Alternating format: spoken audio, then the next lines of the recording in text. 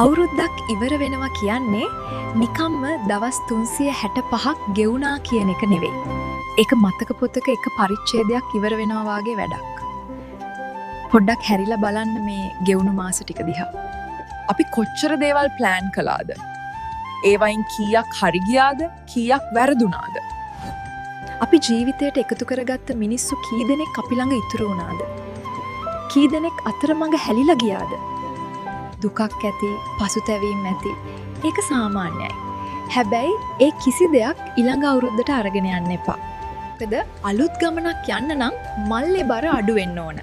අද රෑ 12ට ඔයාටම පොරොන්දුවක් වෙන්න. මම මාව රිද්ද ගන්න තැන්වල ආයේ නවතින්නේ නැහැ. මම මගේ වටිනාකම නැති තැන්වල ආයේ ගැවසෙන්නේ නැහැ. මේ එන අලුත් අවුරුද්දේ. සල්ලි පස්සෙම දුවන්නේ නැතුව ජීවිතේ විඳින්න. ආදරේ ඉල්ලගෙන යන්නේ නැතුව ළඟ ඔන්න අයට ආදරය කරන්න. ලෝකෙට පෙන්වන්න ජීවත් වෙන්නේ නැතුව ඔයාට කැමති විදියට ජීවත් වෙන්න. හෙට ඉර පායන්නේ ඔයාට අලුත් පොතක් ලියන්න තවත් එක chance එකක් අරගෙන.